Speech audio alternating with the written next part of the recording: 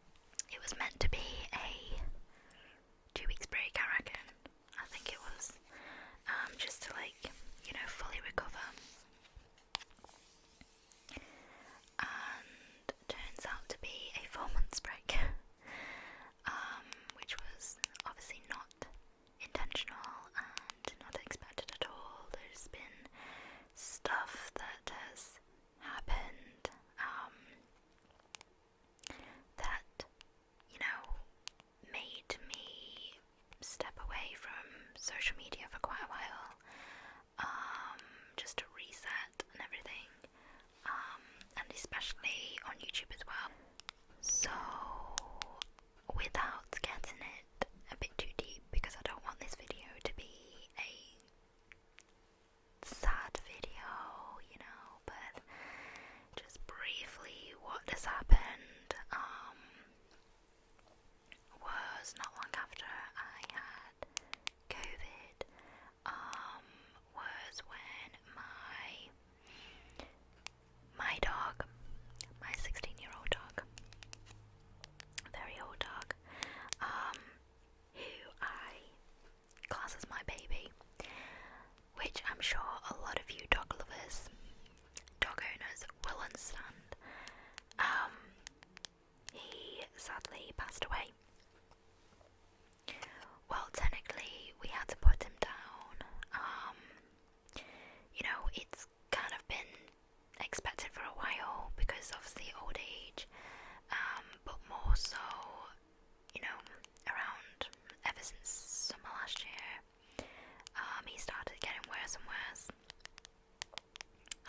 You can just really tell the difference, like he's become a lot slower, he's not as active as he used to be.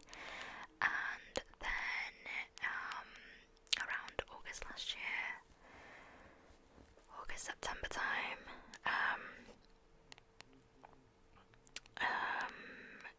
he basically, one night he had a stroke, and we actually did CPR on him, and he came back alive all of a sudden, and, at that point, his heart actually did stop for a few seconds. It probably was a minute, to be honest, and we did CPR on him, and he came back to life again. But the whole of next day, he just was not himself at all. His heart could not stop beating, and he just was not moving. We're not moving as much, and it was a hard decision. If not, it was the hardest decision me and my parents have ever had to make. We have thought whether to keep him on as much as we want to, as much as we don't want to let him go. But then we also didn't want him to suffer, and we can see that he was suffering a lot. And that whole few days, it wasn't even a week, I think it was a few days, 3 to 4 days, we were in a lot of tears because we knew we had to make a decision, basically, because the longer we delayed this, the more suffering Billy, my dog, was having to go through, and yeah, it wasn't nice at all. And I finally understand how it feels to, having to make that decision of putting your own dog down or your own pet down, because at the same time you don't want to let them go, because they are part of your family, they are your family, and yeah, we called someone, and obviously because of COVID and everything, we couldn't go to the vet and be there for your dog whilst they put them down. And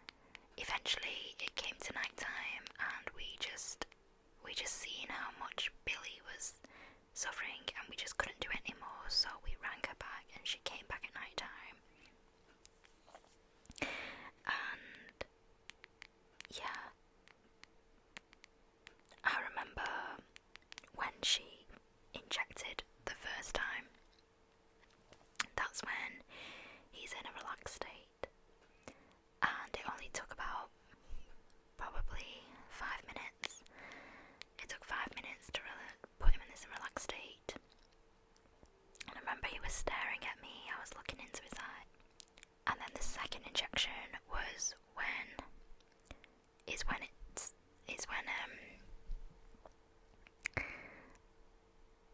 is when he will basically what do you call it? The second injection was where it happens. And I remember it happened so quickly.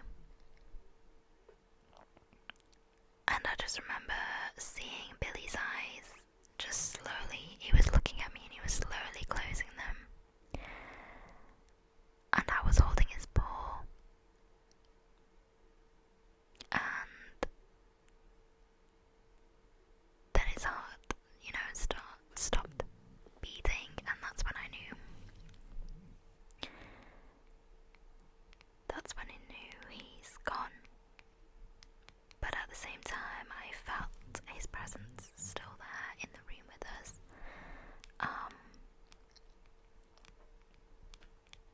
Yeah, I could not stop crying. It was the first real loss that I felt ever in my life. I've had losses in the past, family losses, but it was, I don't know, this one with Billy, it was so much more closer to my heart. Maybe because I spend pretty much every day with him, for the past 16 years, and yeah, it was heartbreaking. It really was, and it took a while. Till this day, I still always think about him. Yeah, it was very, very hard for me and my mum especially.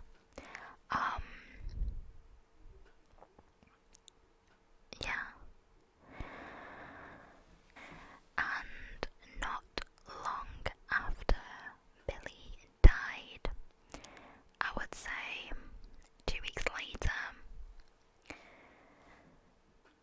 another traumatic event happened, but it was with my mum this time. And basically one day I came home from work. Basically, long story cut short, I came back from home. I came back from work one day and came home, and I was in work, and basically I found my mum lying there in a pool of blood, and she was looking at me. So where she was lying, it was right in front of, it was down the hallway, and as soon as you open the front door, I seen her lying there, looking at me, and I could see she was trying to scream for help, but she couldn't speak. Anyway, we sent her to A&E, emergency, and at first they thought she had a stroke, and just seconds before they were about to do the operation, my mum started puking up blood, which obviously wasn't a good sign, so they had to do another scan on her just to check what it is exactly that is going on. Prior to that, they already did 2 scans, so this was the 3rd scan, and I remember being in that room. At first, they wouldn't let me go in because of COVID. They'd only let one person in, but because it was me who found my mum, they let me in eventually, and I explained everything, told them everything, and I just remember there was about 5 to 6 doctors in the same room assessing my mum, and that's when I knew how serious this was. I've never seen that many doctors in one room before, and it was scary. It was scary. I thought I was going to lose my mom, and the doctor even said to me if I had come home any later, half an hour later, there's a high chance my mum wouldn't have made it. And at that second, my heart just dropped.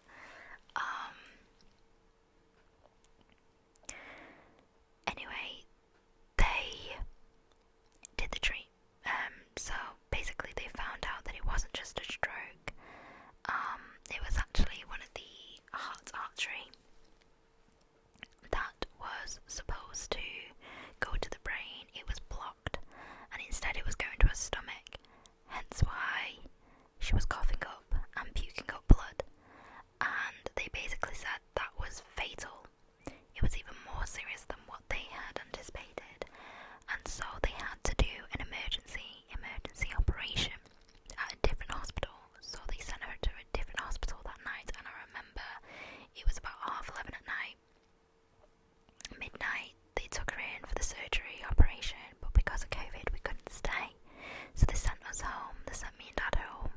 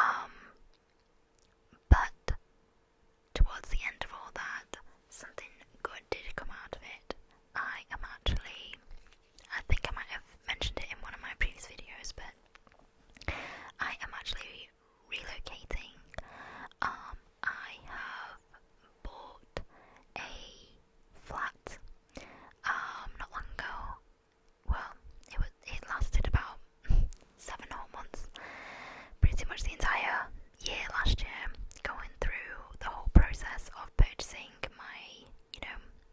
my first mortgage, purchasing my own flat. It took a long, long time with the solicitors and the paperwork, etc. But we finally got there, finally got the keys. But it needs a whole renovation to it. I am literally starting everything from scratch and designing my own interior